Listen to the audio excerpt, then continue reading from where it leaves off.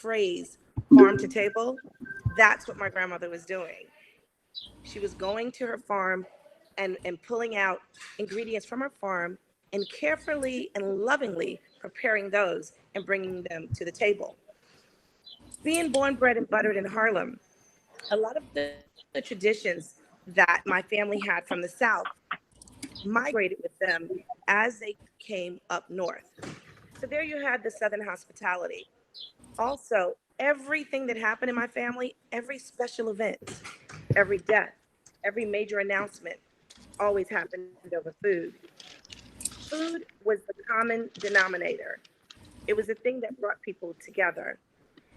And after working at Sylvia's, Rosa Mexicano, El Teddy's, partnering with Drew and Robert De Niro, I was on a flight one day and I heard the flight attendant say, in case of an emergency, put on your mask first. That was an epiphany for me. I knew then that I had to put on my mask first, and I had to look within my community and see how I could make a difference. I opened up my business in what was then the most notorious drug block in Harlem, 114th and 8th Avenue. Not because I was crazy, but sometimes I think I am. But more importantly, because I wanted to be the change that I seeked in my community. 16 years later, we have Melba's Restaurant, Melba's Catering, Melba's Muscles coming soon. But more importantly, we've been able to employ a nice amount of people from our community. And at the end of the day, I think that's what makes it successful. It's not the bank account. It is the legacy that we leave and the opportunities that we provide forever for others. My name is Melba Wilson. Thank you. Thank you so much, Melba, for that introduction. I mean, I really have to commend you for all the work that you've been doing as the first woman and first Black woman as president of the New York Hospitality Alliance. And as she mentioned earlier, she's getting ready to open her second restaurant, Melba's Muscles. So we're all chomping at the bit, looking forward to that. And also, as mentioned earlier by Henry, yeah, exactly, Desiree, what an intro. Where Henry mentioned who's more deserving than a fantastic outdoor alfresco dining situation that Melba is offering on 114th Street in Harlem. So make sure you guys go out. Melba is in full force, all the way open. We all know in Harlem that her rum punch, make sure you get that rum punch, that fried chicken.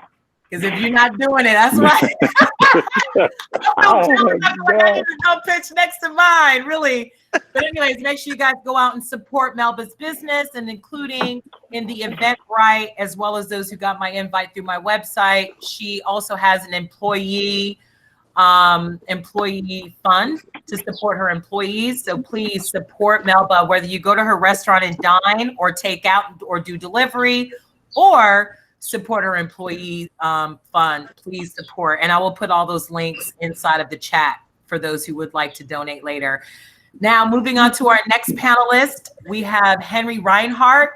As we all know, former restaurateur, but also owns his own media company, and we'll be watching his short film later on in today's discussion about Open Streets. Henry Rhinehart, take it away. Let us know who you are. I love you, and I will never go after Melba ever again, please. So just either I go before or I go like way later. But Melba, I said this to you before we started. I'll say it again for everyone who's joined us today. This could not have happened to a nicer person. And by this, I mean Open Streets.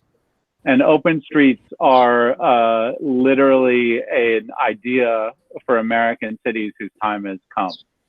When you think about Melba's patch of Harlem, the journey that corner and that streetscape has taken from before she opened to now, and you see that scope of change, the Open Streets program has made that possible in 5,000 locations around New York City, literally in a weekend. And so this moment we're in, where we are suddenly defining women, people of color, and those who serve us as essential, this is truly a moment where the city invested in that street corner in front of Melba's in a transformational investment that really significant, the return on investment that Melba and I and our colleagues deal with, that's a return on investment that will return like next weekend, right? And I think there's really this moment where our food is more mobile. There are much fewer storefronts, but we heard the quiet of a pandemic when you took the cars out of our neighborhood. And when I moved into Harlem, Adam Clayton Powell was a boulevard of death with an average of 40 to 50 traffic fatalities per year. And the moment they reduced one lane of travel and reduced the average speed from 57 miles an hour to 37 miles an hour, people came out on the sidewalk. And if you walk down Adam Clayton Powell now compared to what Adam Clayton Powell was, that was the cost of a can of paint. And what we're doing by inviting someone of Melba's stature and creative professionals in the retail hospitality industry across the city to go take the space of 1, 2, 3, 5 parked cars is really transformational. And the fact that you've called us together to talk about this, to witness this, and really I hope to pay this forward. I think this should be the normal operating procedure for most of the avenues in Harlem. Definitely 125th Street should be heavily pedestrianized because the return on investment, not only in money terms, but in human terms, this is about equal access to our streets. That when, I walked around Harlem from Adam Clayton Powell all the way to the FDR on that day of protest, the most common refrain was whose street? Our street. And this is really a transformational moment for our city. And this is going on nationally and internationally throughout the world. And it's a repurposing of public space away from the use of the private motor vehicle into a creative class of professionals who deserve our support because they literally feed and employ us. And we may yet be able to pull ourselves out of this pandemic. And I'm so pleased to talk about it tonight with all of you. Awesome. Thank you so much, Henry, for all of the work that you've been doing, marching, protesting, doing the work like a lot of times. And thank you for being an ally. Henry has employed many people from Harlem when he had his restaurant open. He also supported MEOC with their hospitality training. So Henry's been doing a lot of good work, and the short film that we'll be watching later on gives us a little bit more insight about what we're experiencing now with phase 2. So thank you again, Henry. And Henry is supporting the New York Hospitality Alliance. You can become a member, or you can donate to continue the advocacy work that Melba, Henry, Andrew Rigi, and all the other members of the New York Hospitality Alliance have been doing. So again, I'll be sharing those links later on in the chat, but you can also see it on my website as well as on the Eventbrite invitation. All right, thank you, Henry. So without further ado, I'm going to bring it to Melissa Almanor.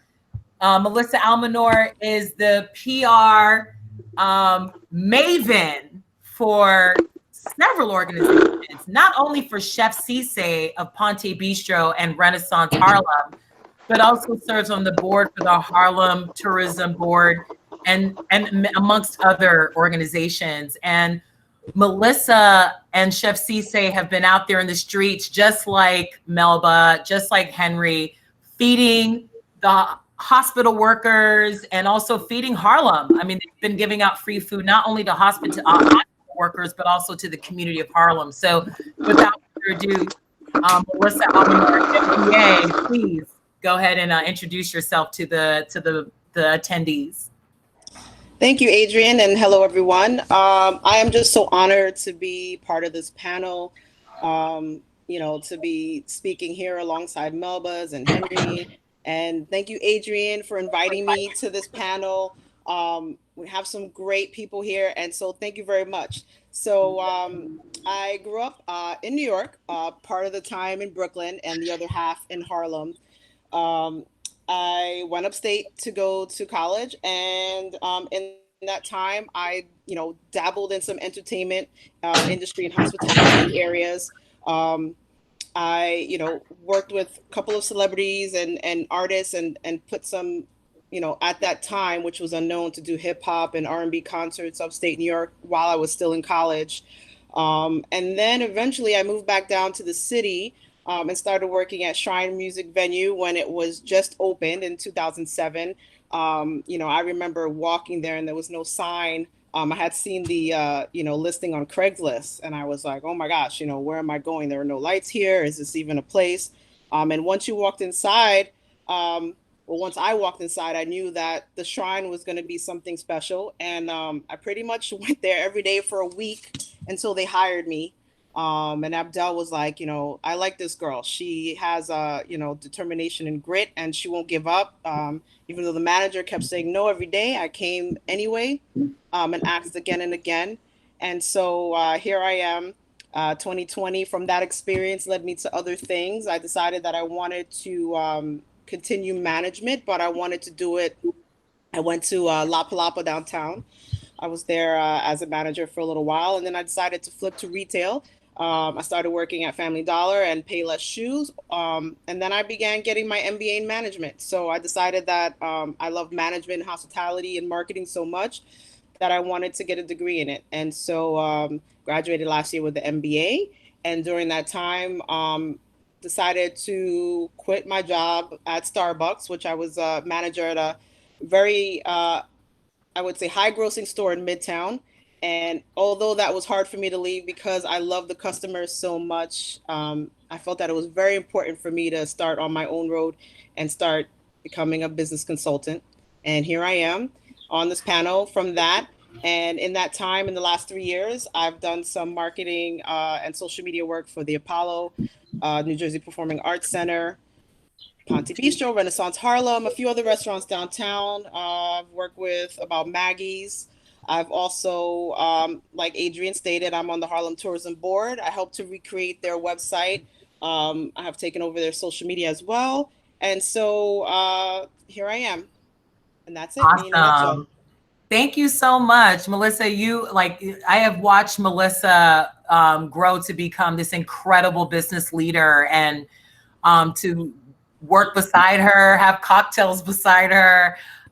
It's just an honor to be around amongst your leadership. So thank you, Melissa, for all the work you've been doing and the work that you're going to continue to do. All right, last but not least, we are bringing up Giorgio Palmisano, who is from BioTerminus. Apologize if I'm saying it incorrectly. His company focuses on making sure that we are sanitized, clean, making sure our customers are feeling safe, as well as our staff, making them feel safe within the restaurant, and providing all the sanitation that we'll need to make sure that our restaurants open successfully, as well as maintaining sanitation throughout the restaurant. So Giorgio, please introduce yourself to the attendees and tell us a little bit more about you. Yes, thank you. First of all, thank you very much for the invitation to serve with you. I look at it very much as an opportunity to serve. We at BioTerminus came together in these last few months, let's say the beginning of April. And even though we've just recently formed together, there's well over 30 years experience in the issues of safety, and not just sanitizing, but public health, safety, logistics, etc. So based upon experience that I had in business development in the fire services industry a few years back, I had a number of individuals who reached out and said, you have the knowledge, let's pull things together. People are going to need it. It's going to be very bleak, which it has proven to be. And so what we did is we sourced it from local manufacturers. So we have the ability to provide alcohol-based hand sanitizers that are 70% ethyl alcohol, which is over the CDC standard. We have dispensing systems that are readily available. We also have a hospital-grade, ready-to-use hard surface disinfectant that has been proven to kill 99.9% of germs and bacteria. And we also have a division that does electrostatic sanitizing and disinfecting, which can, after that process is completed, we can also provide a certificate to the establishment.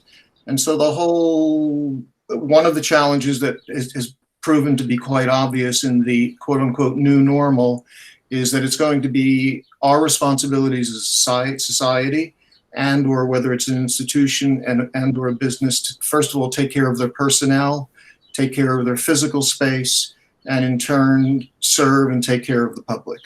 So we've been able to source all of that. We have it, it's readily available.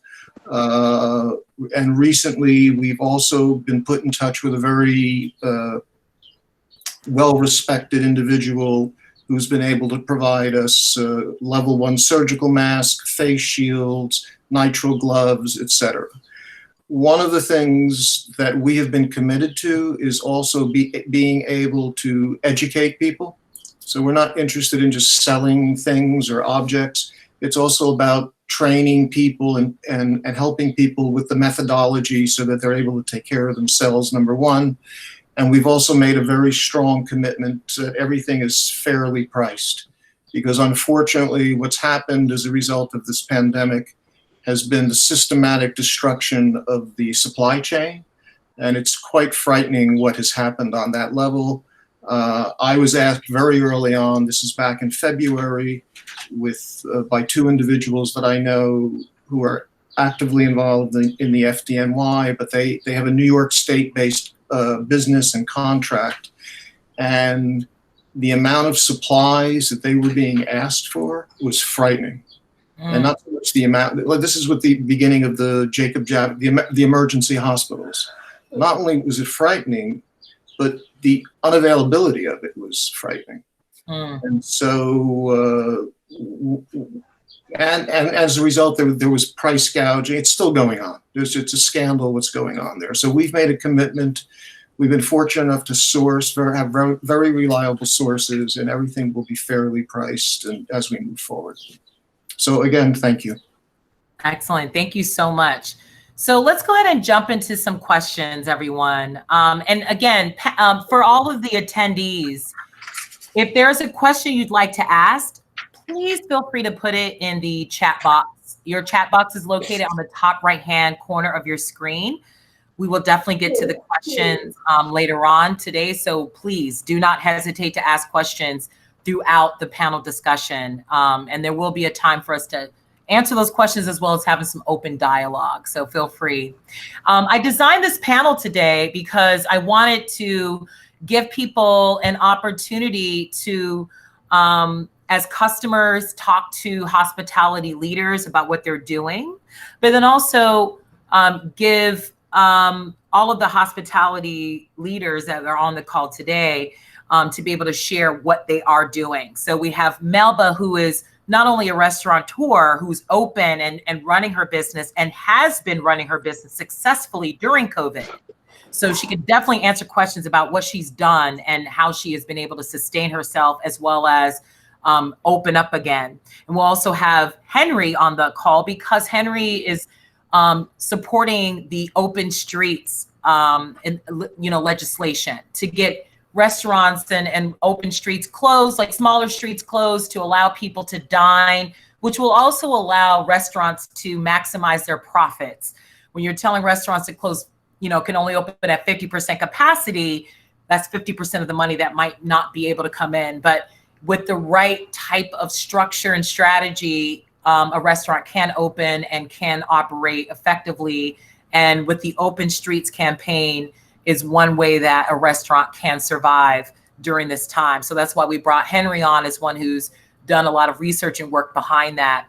And then with Melissa, we brought Melissa on because Melissa can speak to not only the work that she and her clients have done during COVID and sustained and successfully stayed open, but also what is her client doing now after in phase 2, and then also communicating. She's a PR person, so she can give some insight on how one could communicate to their customers, or if you're one who works in the industry as a server, bartender, how can you communicate to your customers as they come to see you?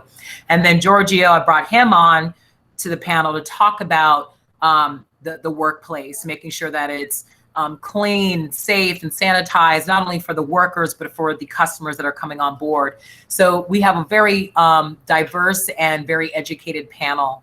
So with that being said, let's get into our first line of questioning, first line of questions. And this can go to anyone. What work have you done, or how did you pivot during this time to help sustain your business? I realize we have several restaurant owners that are on the call right now. So anyone can take this call. What have you, this question, what have you done to during this time of COVID, and how did you pivot?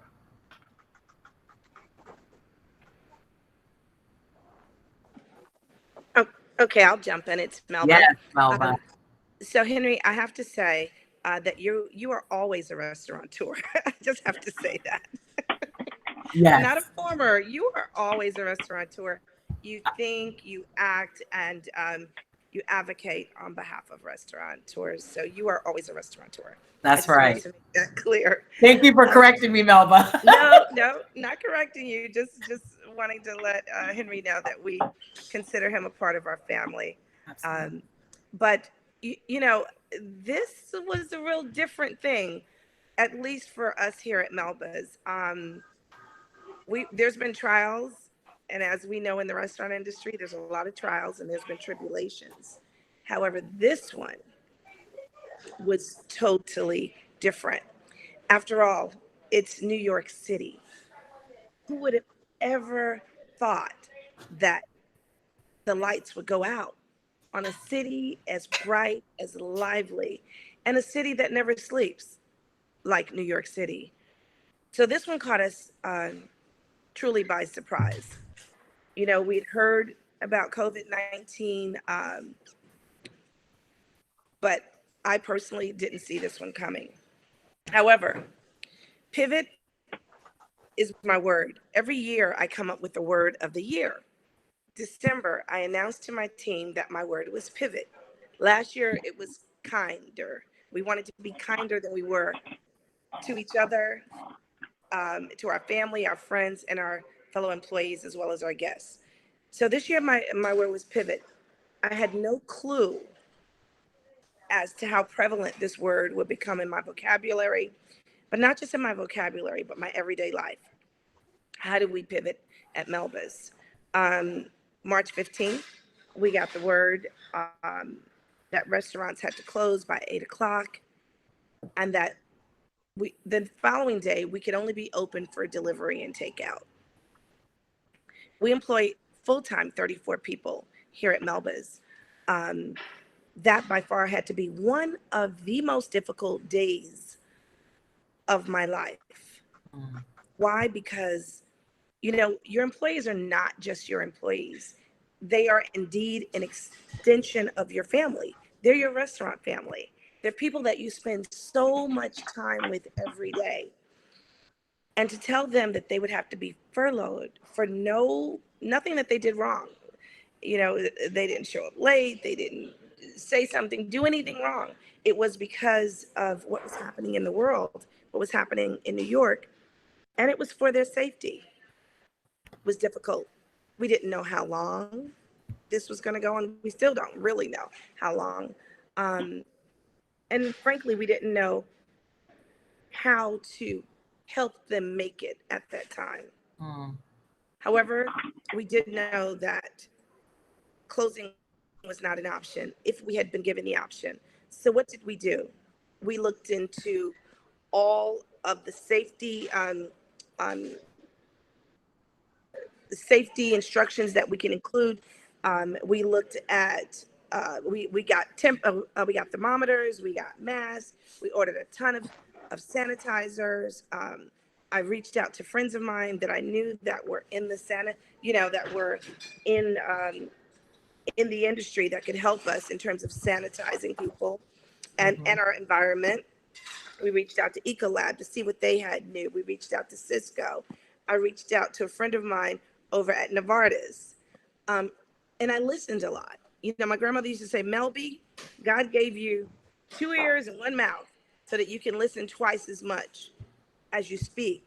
So I started listening and trying to decipher what was right and what was wrong. But we decided that we were going to open for takeout and delivery only. We didn't have a choice. Well, the choice was closed, but we did want to keep some of our employees working. We also decided to step up our social media game so that we could reach more people and let them know what we were doing. But also in the restaurant industry, as we all know, we're givers. We are givers by nature.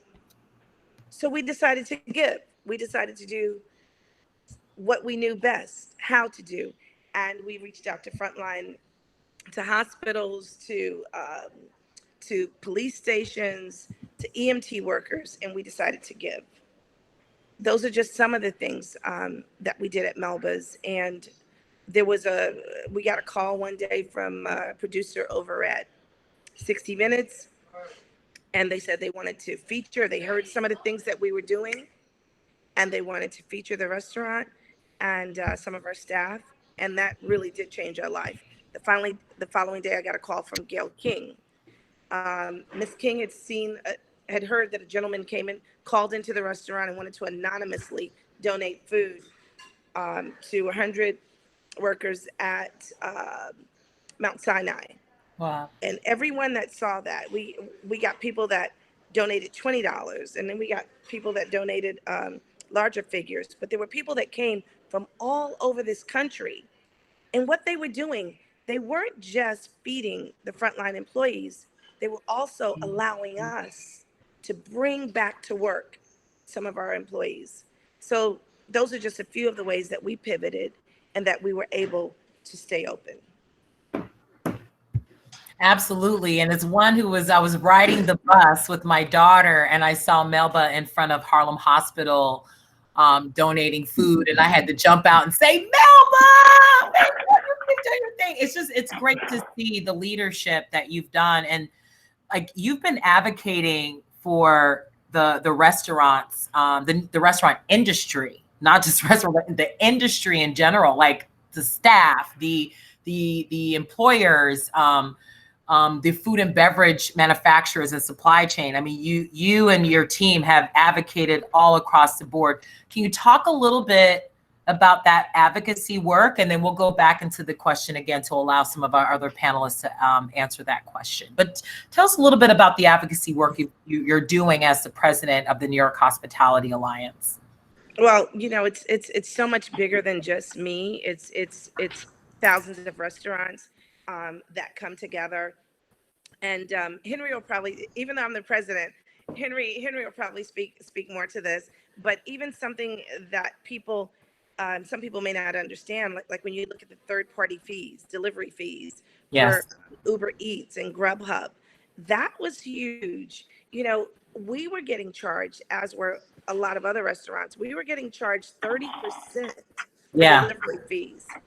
So 30% may not sound like a lot, but if you look at a bill being $50 for delivery and $15 was going to Uber Eats or Grubhub, that's a huge number. But not only was 30% going to Uber Eats or Grubhub or these other platforms, they are also charging the customer. There's a service fee and a delivery fee that the customer gets charged as well. Right. One of my girlfriends sent me a copy of her bill, and it was interesting because her bill was maybe $30-$40. By the time her bottom cost was something like almost $70, $68-$69. So that's insane. And you can't partner with us or say that you're our partner and then rob us. Right. And that's literally what I felt like was happening. I felt that Uber Eats and Grubhub, Seamless, that they were literally robbing the industry. And especially at a time when they knew the only service we could provide was delivery and takeout. And when a lot of restaurants were closed and those that weren't closed were hurting, even though we were open, I kind of felt like the knife was already in our back and that the knife was turned. Wow. Definitely not what we wanted nor what we deserved. But the Hospitality Alliance, under our executive director, Andrew Ridgey, I have to give Andrew credit and kudos every time. Andrew is out there fighting tirelessly for not just the members of the New York Hospitality Alliance, but the restaurant industry as a whole. And so if I'm going to toot anybody's horn tonight on that front, it will not be mine. It will, however, be the Andrew Ridgies and the Rob Bookmans and the Henry who fight for us on a regular basis. Can I just pick that up, Adrian? Yes, please, Henry, jump on in.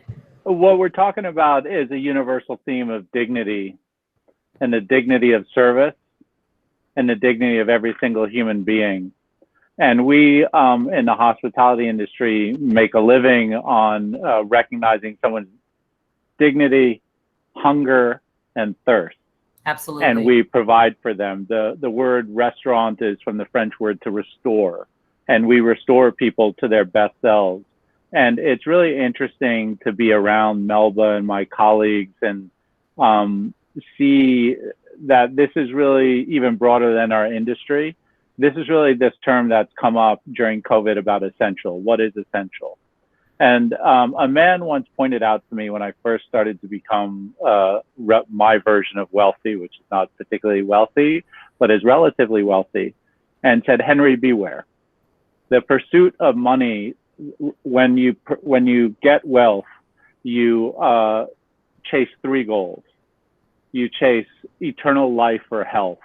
Mm-hmm. You think you can cheat death. And you try to educate yourself.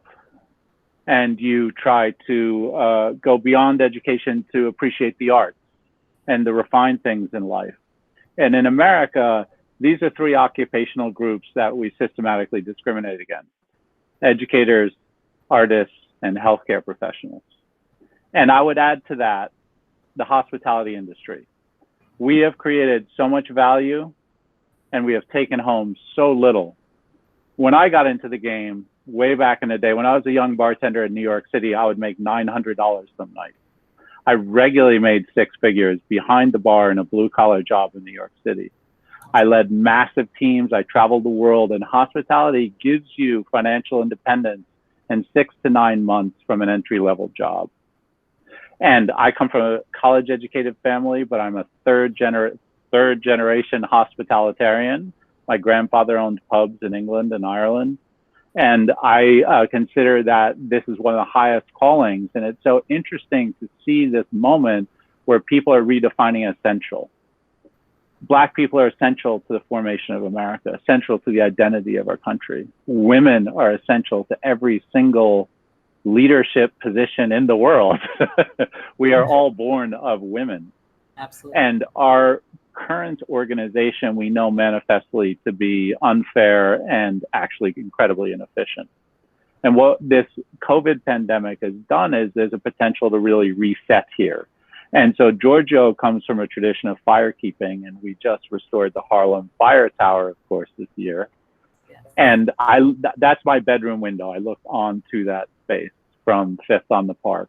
And I have been watching it like a hawk with binoculars, and my wife has watched them too.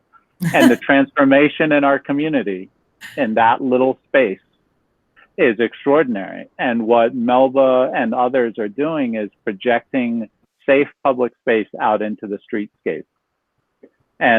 But ultimately what we're doing is we're redefining what we think is essential and important to us.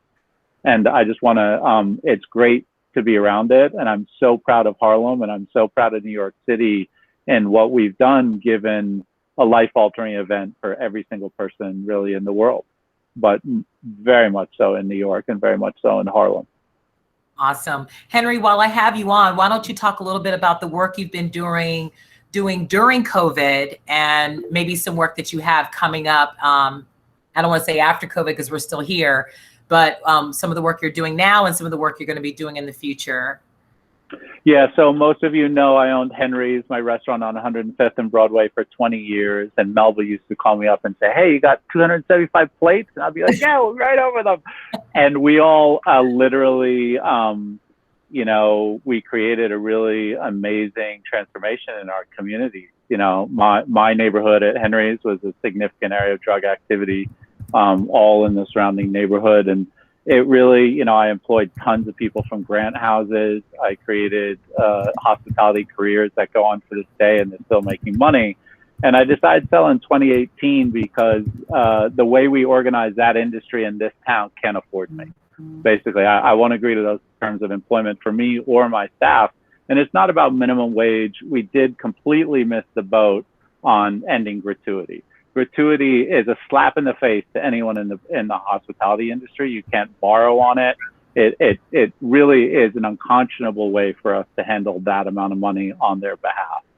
And I really just don't like the terms of engagement. And so everyone thinks, you know, I had some view into the future, or that I'm like, you know, I'm so embracing change. But really, frankly, I think I don't want to be treated like that when I do something very nice for a community. And I really think there's another way for us to organize. And part of that is racial justice, part of that's gender justice, part of that is kind of redefining the American experiment. And we're a better place to start in New York and in Harlem. So specifically, I had 3 companies I was supposed to launch this year. Bespoke Inn in Litchfield, Connecticut, a great charity for Africa called the Great Green Wall. I was about to call Melba and say we're serving dinner in Central Park for the Great Green Wall. And we'll do that in 2021. And I was going to launch my culinary bike tours called Foodie Fundo, where we bike and eat and drink and bike and eat and drink and do it in a big circle. And I basically pivoted them all to digital. So I went around building the digital side of the company. And as I can, I'll launch the other one. But really, my calling at this minute was to put all of that on hold and help my brothers and sisters take back the streets for hospitality. Like New York City, I grew up on the mean streets, New York City Public School in Times Square in 1979. And when they pedestrianized Times Square, my 4-year-old boy said, I want to go lie in one of those chairs, Daddy. And we went down to Times Square to Duffy Square and 46th and 7th and the intersection of Broadway. And we laid in that chair and we looked up. And I've been, just like in Fame, that was my school, I've been on the roofs of every one of those buildings. I've been behind every single billboard. I've been at the Coca-Cola sign. I've watched the ball drop. And I had never seen my city look like that. I'd never seen it from that perspective of being on the street, being safe and comfortable with my son. Someone turn up the air conditioning, turn down the air conditioning for Melba, please. And I just really, it was transformational for me that New York City really should be a human scale city. We need to fit more people. Like back in the day in Harlem, the streets were packed. Yes. Packed compared to what they are. If we want to create foot traffic, you have to create safe conditions for that. And having all these cars bombing around our neighborhood, threatening our elderly, threatening our children, threatening our cyclists, threatening our delivery men is absolutely unconscionable. And so I just want to go back to what Melba said. And for any restaurateurs out there, any people working in the industry, I want you to be 100% clear. It's a super noble calling with unnoble conditions. And so when Melba says advocate, we all have to advocate for everything that's important to us, and we have to speak about it. And when I'm done with Open Streets for restaurants, I want you to meet me at Open Streets for schools, because if we're going to open the schools safely in our community, they really need space, and we need to help advocate for that. But there's this moment now where people have time to find out what's important to them, find out what's essential, and get busy. And the coolest thing I love about COVID is everyone's available. They're always like, oh, Henry, what are you doing? Oh, great. Yeah, sure. You want to go like take over some streets in New York City? Great, let's do it. And fabulous people like you, Adrian, call us up and say, hey, listen, we have important things to discuss.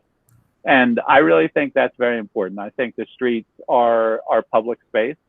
They have been disproportionately allocated since the invention of the car, Henry Ford, followed by Robert Moses. And it is not good for our health. It is not good for our communities, and it needs to change. And I think it's really changing now. And I think we have to fight to really make sure Melba's diners are safe, and also that our staff are safe while they're out there in the streets serving us so graciously. Absolutely. Thank you. Melissa or Giorgio, would you like to add about what the work you've been doing right now and the work that you guys are slated to do once COVID starts to slow down?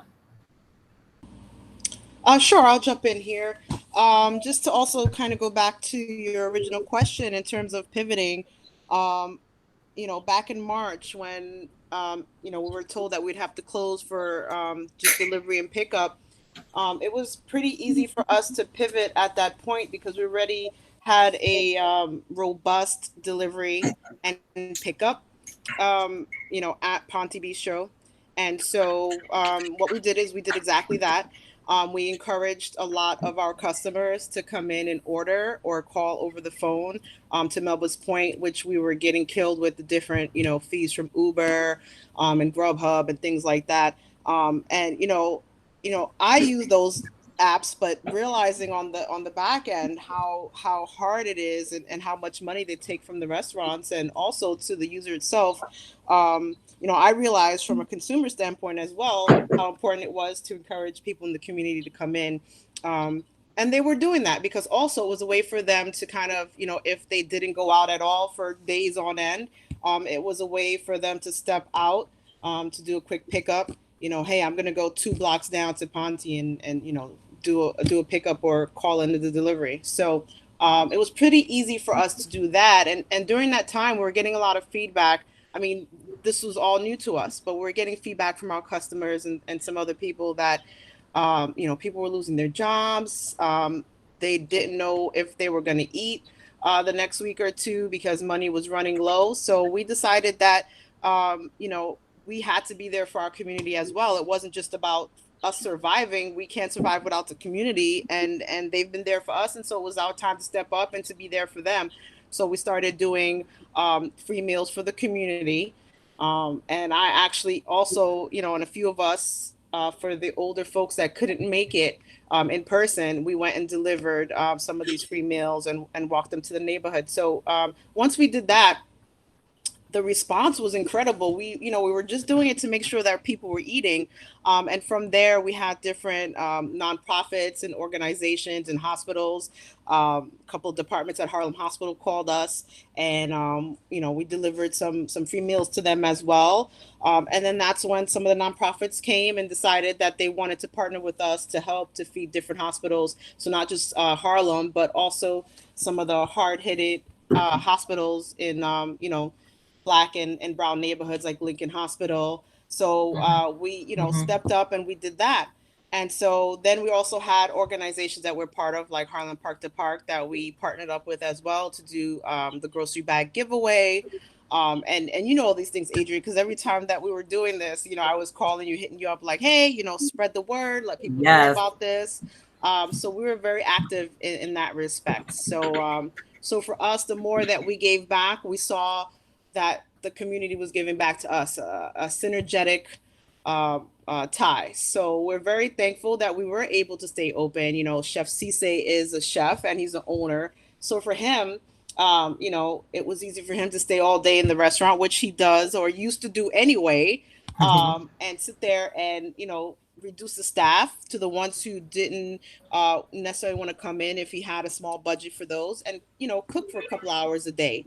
And, already had some family members employed. And so that's kind of how we started. And as the business started to pick up, we're able to bring in some people, which was great. And now that we're in phase 2 opening, it's really nice to kind of see some of the familiar faces coming back, the waitresses and the bartenders. So, things have been good. And partnering with Harlem Park to Park, Feed the Hospitals, just different organizations has really been a lifeline for us. Awesome. And Giorgio, this is a great way for you to jump on in.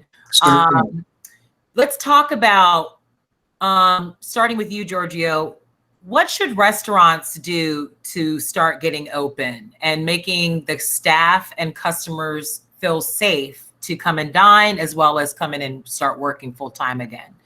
What should restaurants do to get started? Yeah, very good questions. I think restaurants, the hospitality industry in general, but any business at this point in time, our biggest challenge right now is regaining the trust of the public. Because even if these are very uncertain times, regardless of what one has done in life, and so there's a very deep sense of fear that exists. So I think the biggest thing is building trust with the public, and not only before going outside, even inside with one's own personnel, employees, they have to feel trusted. And I think some of you have already touched upon this in terms of your family, your internal team, professional team, and taking care of them. So we have a service. It's electrostatically sanitizing and disinfecting. And what this does, it's almost three-dimensional. It's a mist that can get in every little spot. So a space can be sanitized and disinfected. We can provide a certificate that is similar, and it's designed to have the same depth, if you like, that the Department of Health has, of an A, B, C rating. So an establishment can have that. They can promote that. And then, as I mentioned earlier, our intention is not just to sell product. Unless it's used properly, it's completely ineffective. So we would like to also provide an educational level with the personnel, so how they can take care of themselves. So it's one skin, it's the hard surfaces. Restaurants have to do this anyway. In the state of Connecticut, in the restaurant industry, they've recently passed legislation where each restaurant, before reopening, not only do they have to do a thorough cleaning, they have to engage a third party. So now this raises unexpected costs. So what we've also tried to do is work with certain groups. We've reached out to certain charter schools, educational institutions, etc. And instead of them in the feeding frenzy that has existed and price gouging, if groups get together, we can offer a more collective, simpatico, fair price. We've already made sure that the pricing was very fair to begin with, and that's pretty much what I think is necessary. Melba's not on right now, but a question I have. I've been on a few video chats with some friends and family in Italy and France, and especially Italy, which was on a very, very serious lockdown. And it's interesting talking to them in terms of their restaurant experience. Because even internally, they've been very adamant about separation of space. And the customers who've been going back there's been a willingness to re-engage socially, and also to support their local restaurants. So that was reassuring to hear. So I think the will is there. I think on behalf of the public to want to get back out. I think the will is there in terms of the hospitality industry wanting to re-engage them. But I think it's going to be a challenge of trust. And we still need to maintain and respect the social distancing, the wearing of masks. There's a certain protocol that still needs to be respected, only because this is a very deadly and dangerous virus that we still do not know what we need to know about in order to truly beat it. Awesome. Thank you so much with that. Melba, what do you think restaurant? Oh, wait, it sounds like Henry wanted to jump in. Henry, did you want to say something really quick about what one needs to do to reopen? Melba, do you mind? Melba, it sounds you're like muted. No, please do, Henry. Please do jump in. Okay. Giorgio, I just want to piggyback on a couple of things you said over the course of the time tonight, and it's a real pleasure to meet you. Likewise, thank you. Restaurant professionals are highly equipped, highly trained, highly certified healthcare, public health professionals. Yes. One of my great joys of working in the restaurant business in New York City for so many years is working with my fire safety professionals and my cleaning professionals. And amongst those, I include, of course, my famous drain guy, who used to love when he finished cleaning out the drain, say, "Henry, the cleanest pipes in the city." And when people start to understand the scale of the work we do to protect the public health every day, to work with your company that provides your cleaning product, I love to hear you talk about this idea of education. I learn more from talking to my drain guy, my local fire inspector, and my dishwasher technician, and the whole team that came with all my cleaning team. The cleaning team in a restaurant is a big piece of what we do. And to hear people understand that and the way you're framing it, it's a really interesting moment, because we are all in one industry and we all sell one product, and it's what you alluded to. The industry is the safety industry and public health, and the product is safety practices. What are the best practices, and what are the training that goes into that to say this is how you handle food so you don't get someone sick, is really the people who are prepared to protect the public health. So the fact that our city is starting to recognize that, we're starting to celebrate and listen to restaurateurs. No disrespect to chefs, I love chefs, but front of house is really where it's at. And I just, you know, Melissa referred to that earlier, and I just want to allude to that, and then I'll wrap up. Everyone's pivoting. So whatever job you had, you have a different job. Whatever it is, I don't care what industry you are. If you're a school teacher, your job is really different. If you're a mom, if you're a dad, if you're a kid, everybody has to adapt, and you have to think about something that we have not thought about politically for 3 years, and that's the common good. This is what President Obama taught us, is to care for each other. He didn't say, yes, I can. He didn't say, no, I won't. He said, yes, we can. And that's where the power is. And hospitality people, frankly, and people in fire department have been protecting the public health since the beginning of this country. And so the idea here is really that we just give more of the public space, which is where we have to be. Space is the issue here. If you're in safety, you're in space. And it happens to be that when we design front of house and restaurants, we know how to design space. So I'm really honored. And Melba, do you want to add that about more about your pivot or about the safety piece? Unmute yourself, Melba. You melted. You're muted. I'm so sorry about that. I'm still in the restaurant working, so I'm sorry. That's why I kind of muted, and you know. No worries. So my apologies for that. And Giorgio, just to let you know, I heard everything that you said, even though you couldn't see me. I'm right here listening, and I appreciate you and all that you do. And I'm sure that we will have a conversation after we finish our call today. But no, nothing to add. I think, you know, Henry and I, we're probably the same person.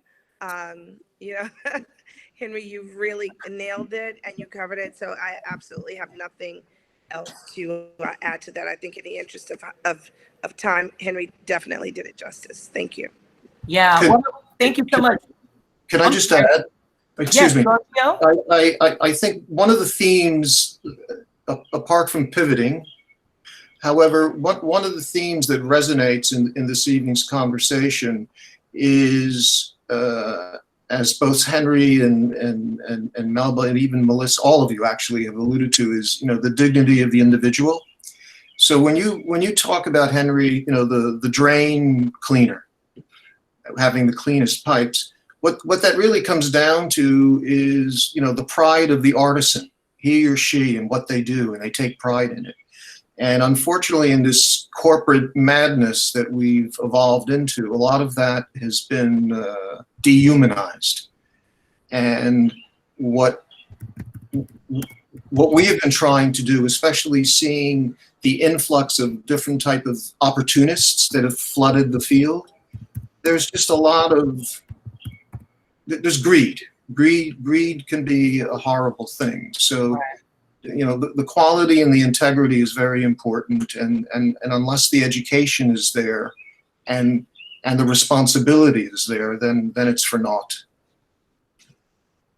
Yeah, absolutely. I actually would like to add, as you guys know, that my specialty is training. And I'm glad that Henry talked a little bit about making sure that we train people to be prepared for not only the jobs that they're coming back to, but the new training, right? So the customer service that we've provided before COVID, as for some of you may know, I'm a California girl. I've been in New York for 17 years. and I still carry Southern California in my heart, and of course go home to visit often because that's where my family lives. And you can definitely see the difference between hospitality, customer service in California, and then hospitality, customer service in New York. And so with that being said, the traditional quote unquote New York hospitality, where it's really like assertive or very straightforward, where we're going to have a little bit more emotional intelligence, a little bit more understanding that the person who's going out to eat is not just going out to dinner. Maybe they're celebrating that they're alive because they lost family members, or celebrating that their kids graduated from school and then they finally get to take their kids out to dinner. I mean, so really understanding that, giving as much information as possible. I mean, I've gone shopping at Target in the Bronx at the Gate Bronx Parkway. And, you know, I remember standing in line for literally an hour just to get in to buy a few things. And when I get to the front of the line, the security guard was just so nonchalant. He just was like, go in. And then when I walked in, I'm looking for sanitizer wipes to wipe the cart down.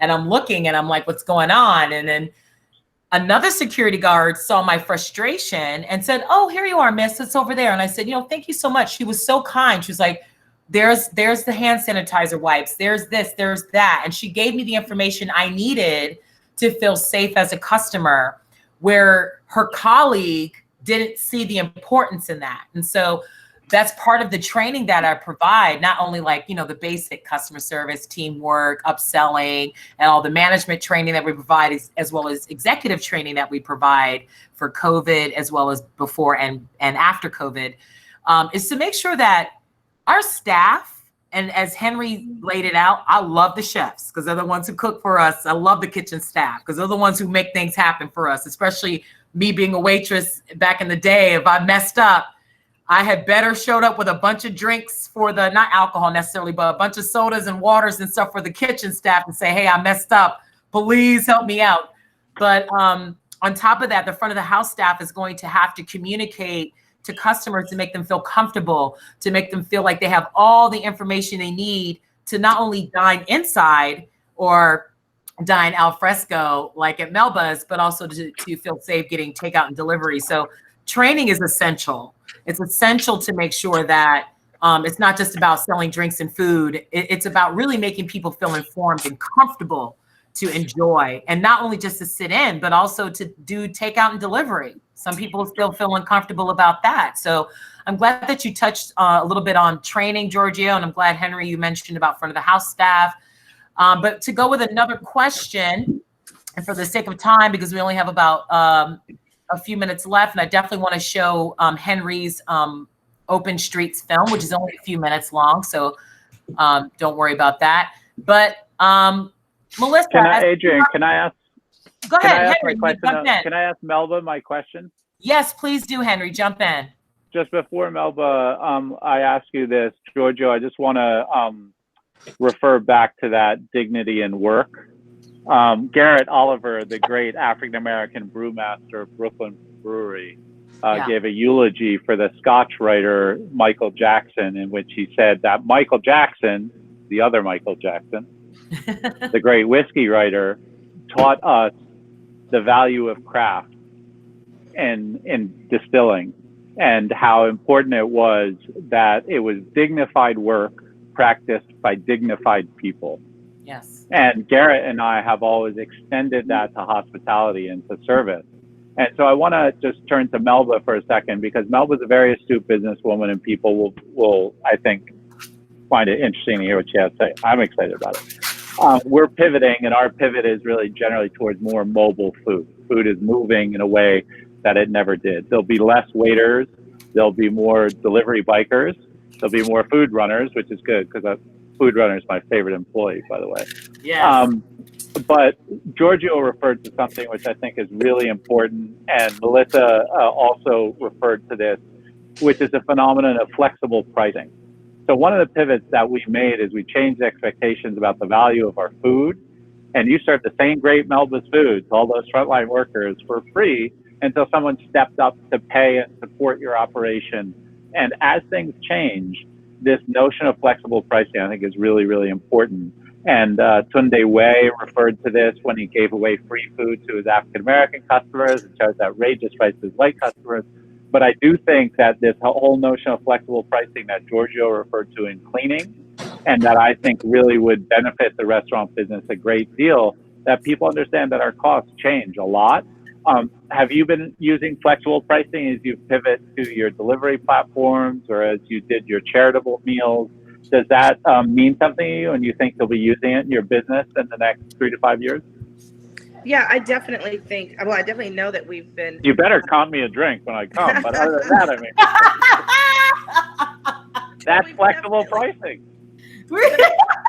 You're so cute, Henry. But I think that's bartender. something that we do all of the time. Yep. You know, I think that when you have a guest that's a regular guest or someone who supports your business, you know, you do a buyback. You send over a dessert. You send over a couple of appetizers. And how many meals have you served to schools? I'm sorry? How many meals have you served to schools? Oh my God. I mean, Countless. I can't even count, like thousands of meals to schools, thousands of meals to hospitals. And you know, we're in this industry, everyone that's in this industry is in this industry because we are givers. Yep. We're givers by nature. Absolutely. Right? So the majority of us, especially those of us who grew up in the industry, as I did, I mean, let's not forget, I started out as a cashier in the industry, started from the bottom. Now, you understand? Not embarrassed about it. It's my journey. It's my story. And those are the stepping stones that I took. I ended up partnering with Drew and Robert De Niro. But I started out as a cashier in the industry. And so I understand when, you know, the whole buyback syndrome, I understand that for essential workers, you know, we have people that come in all the time from the different hospitals. And it's nothing for me to say to our server, comp their meal. Yeah. They don't need to know where it came from. They don't need to know why.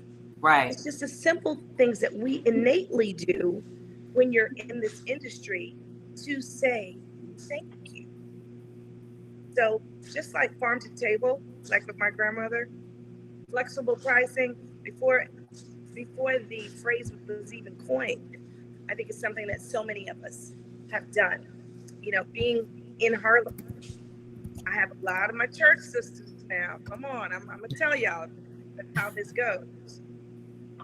They'll come in and they'll want food for 300 people for $500. So you want to talk to me about flexible pricing? Okay. And can you serve it? Can you serve it too? Can you send me a couple waiters Melissa, with you that? know what I'm talking about, Melissa. You know what I'm talking about. And of course you do. Of course you do. It may not be short ribs of beef or pan-seared salmon, but you know when the churches come to you, that's flexible pricing. So I think being having a business in our community extends itself to flexible pricing. But I also think the spirit in which we give as, what did you call it? What did you call it? Hospitalitarian. Hospitalitarians lead us to be flexible in our pricing, but also in our giving. You know what, Henry? There was an attendee that loves, I can't remember who mentioned it in the chat. She was like, I'm totally gonna, I think it was Desiree, said she was gonna use that moving forward. I absolutely love that term. You're now trending, Henry. I just want to give a quick clarification about that because we're using it in my kind of modified sense. It's actually coined by Danny Meyer. Danny Meyer, yeah. To do with your hospitality quotient, but really that's not the original meaning of it. The original meaning of it, I'm a vegan at home.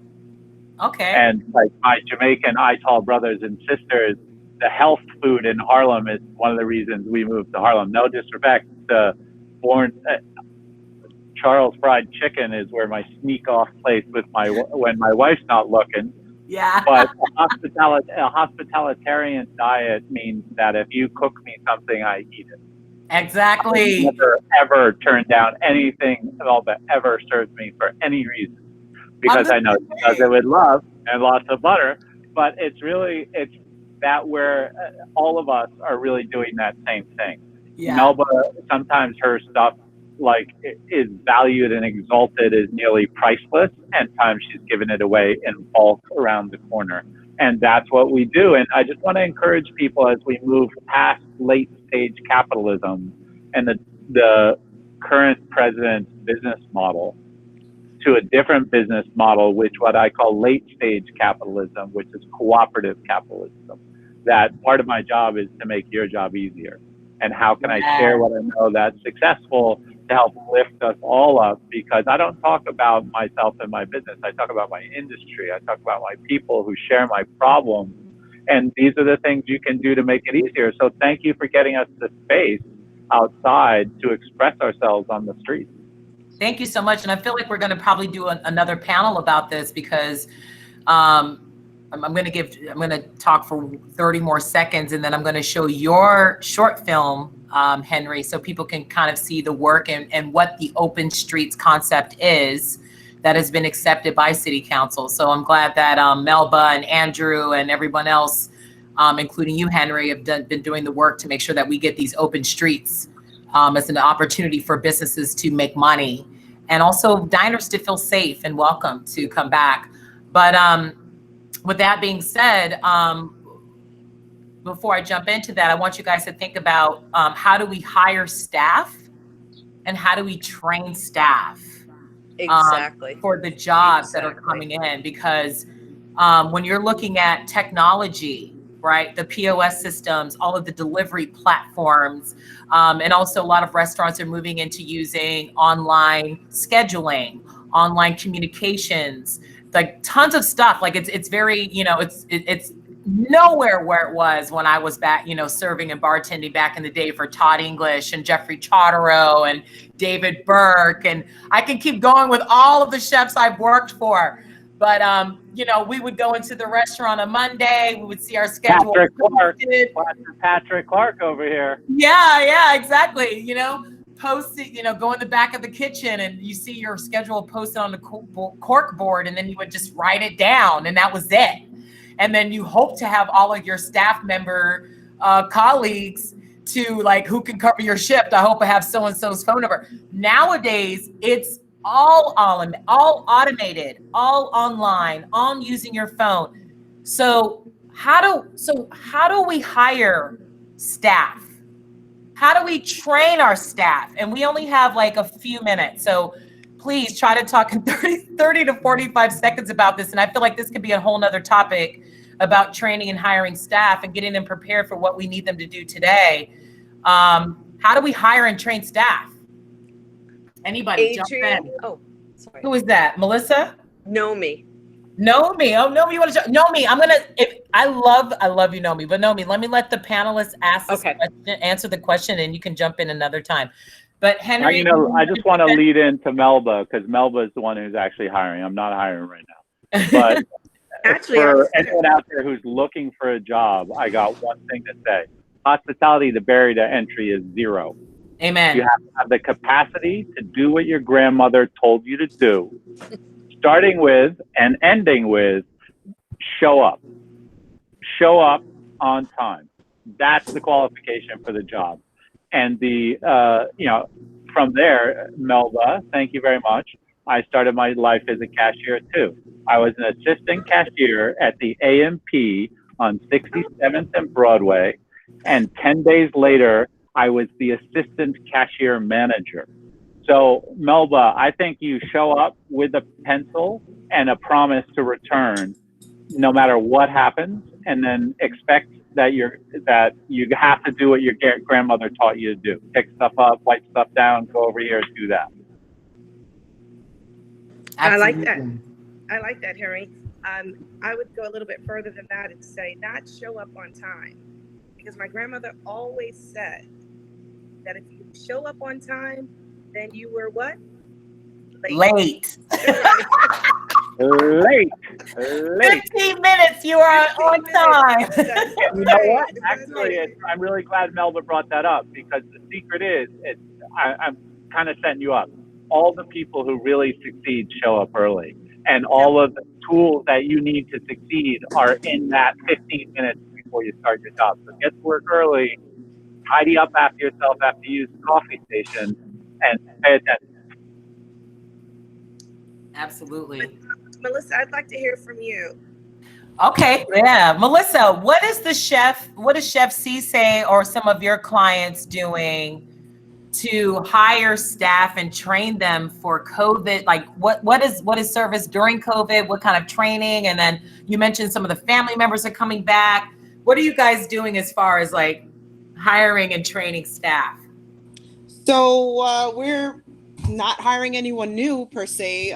We had quite a large staff at both restaurants. So we're slowly bringing them back in. Making sure that we have hand sanitizer at every station, at the bar, at some of the kiosks where they're taking orders, Lysol, and making sure that we're wiping the phones down, but also making sure that they're wearing masks inside and outside. And I've been kind of the unofficial, since I have my food handler certificate, and I've been a manager at Starbucks, and we have really, really stringent cleaning above and beyond what the Department of Health required from us. So I'm always there, watching and making sure, like, hey, your mask has to be over your nose.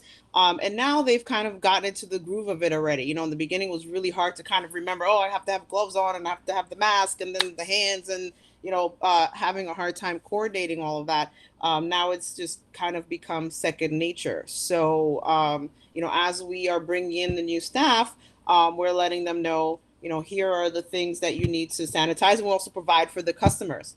One thing that I saw, I went upstate last week to Lake Placid. So they're already in phase 3 of their restaurant opening. So they have people inside that are able to sit inside and dine, and outside as well. And what I've seen throughout the town was just amazing. When I came back, I brought some of that information to CSA, which was you even had in the town square, you had a big bottle of sanitizer. So at every kind of station, at every front of every restaurant and every shop, you had big things of sanitizer for people to sanitize their hands. You made sure that you had your mask on, even if you're going to the bathroom from outside to inside. All the servers were fully covered. And since they were already ahead of us, being that they didn't have the same amount of cases up there. So it was nice to kind of see what phase 3 will look like for us, and how it was becoming the new normal. But it was, it's extra steps, but it becomes second nature, especially when you're, used to being in hospitality, used to making sure that you're keeping the customers safe, right? You're washing your hands and you're doing all those things. Those are things that I used to do at Starbucks, making sure you don't touch your face or with your hands when you're serving customers. So I think that if you're someone that's used to making sure that you're clean and you're keeping your hands washed and you're doing things the right way as per health department guidelines, I think that it becomes a natural segue for you to just take those extra steps and make sure they're implemented. So yeah, they're being implemented at Ponte, and so far so good. Awesome. Well, we're looking at time. We're only 4 minutes away of closing. So I'm going to end with Henry's video about the open streets concept, because a lot of people think that open streets means, like cafe dining. No, we're talking about going beyond that. So without further ado, I just want to say thank you so much to our panelists that joined us this evening. Melba, Melissa, Henry, Giorgio, thank you so much for taking the time. I know that all of us have been Zoomed out over these last 3 months. Also, ASAP Lennon, thank you so much for joining us. I want to say thank you to a few other hospitality leaders like Nakoa from Harlem Park to Park, Executive Director. I see you on the line. Thank you so much for joining us. Beatrice Stein, I see you on the line. Thank you so much for joining us. I also see Richard Cox, who's supporting the Melba Fund. Thank you. Nomi, who's been an incredible leader in training. Thank you so much for joining us. Also, want to shout out David Wensdeco, my strategic business partner. Thank you so much for being my backbone. One day you guys will meet him. We're all going to come out and have drinks and dinner. Thank you so much for being a backbone for me, David. And also anybody else, if I forgot to mention you, please forgive me. I we wholeheartedly thank you for being great and doing the work that you've all done. So with that being said, I'm going to go ahead and put on the Open Streets short film that Henry has done. It's only 8 minutes long, so please stay on the line if you can. If you can't, we'll see you on our next panel. We'll have another panel coming up very shortly about hotels and also about travel. People think that travel is dead, but guess what? People are traveling. So with that being said, let me go ahead and share my screen, and so we can go ahead and watch this incredible video done by Henry. Thank you so much, everyone, for joining us. Thank you. Open space is literally the thing that's going to save the city. That's it. I mean, there is no other question. There's nothing else. If we can't be inside around each other, we need to be outside. Choices have to be made for public space and fresh air. I think we're going to have to do some things that we've never done before in order to get people excited to come back. I am absolutely for the idea that we need to close down certain streets. We need to really have certain limited access to certain streets. Customers will feel more comfortable when they're in open air spaces, and it'll also bring back a vibrancy and an energy to New York City streets, which are, in my opinion, the heartbeat of our city. It just needs to be a really expedited conversation because we're running out of time. This has to happen now. Hi, I'm Henry Rhinehart, and I'm here with Street Films to take you on a bike tour of New York City's great restaurants and meet some of the most iconic restaurateurs in town so we can talk about the role of open streets for the good of our iconic businesses, for every mom and pop shop and big restaurant in New York City to have the space that we need to serve safely. We're talking about demapping streets, temporary closures, parklets, all the different ways that we can successfully repurpose New York City streets for safe post-pandemic living.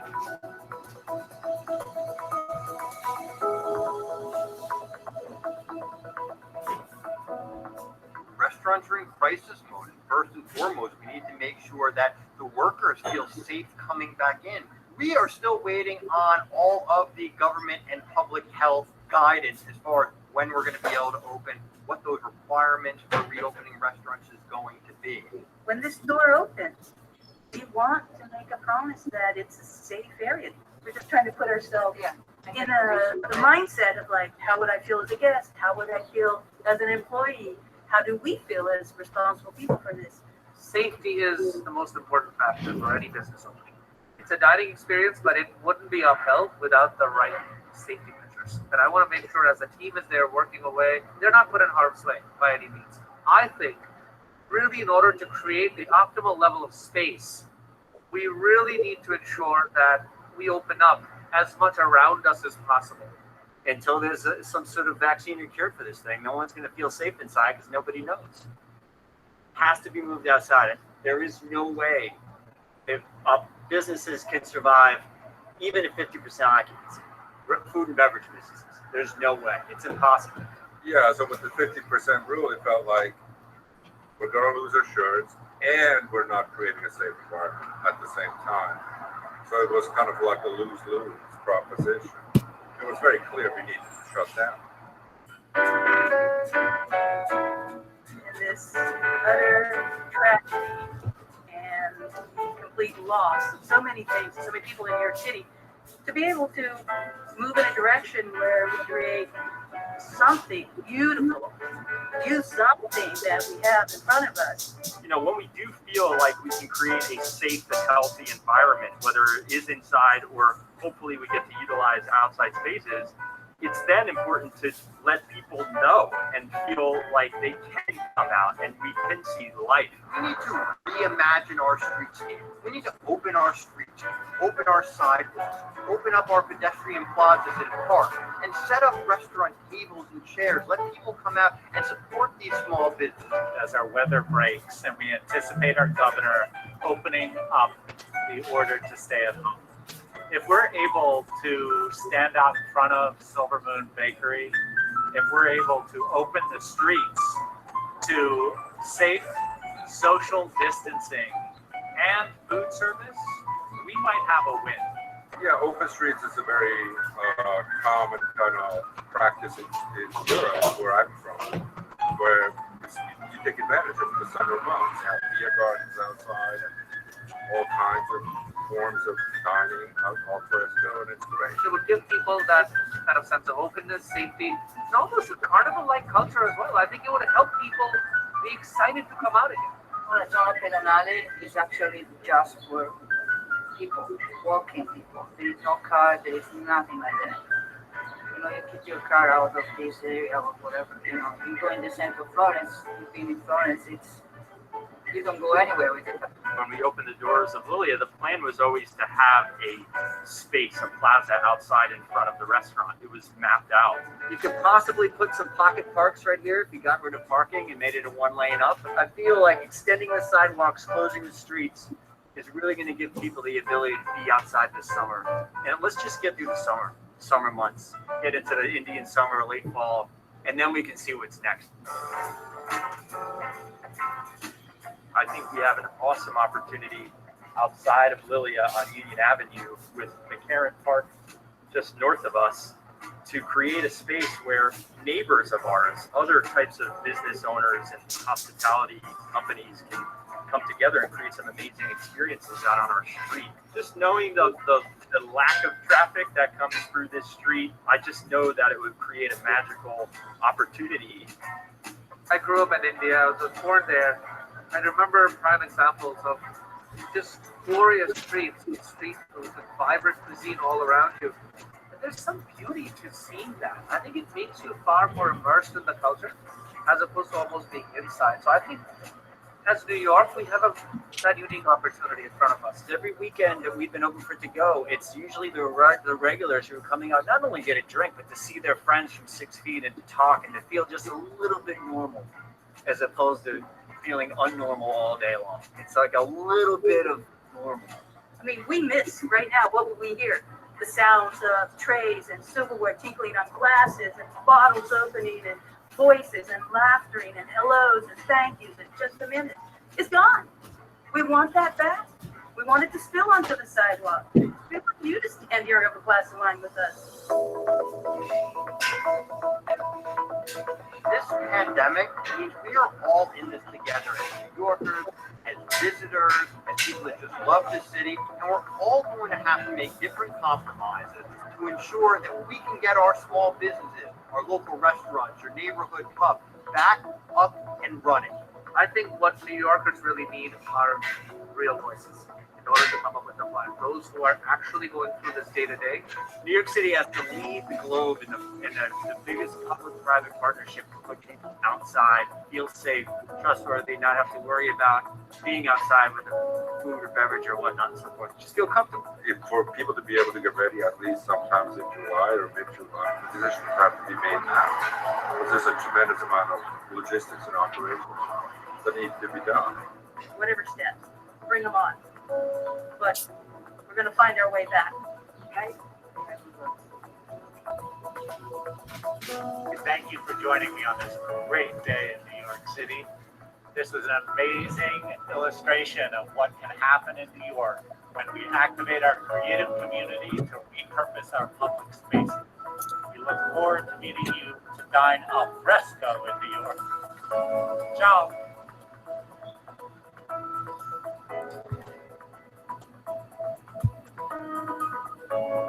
All right, everyone. Thank you so much for joining us again tonight. I will be emailing this presentation that I recorded, as well as Henry's film, as well as the very first panel we had a month ago will also go out.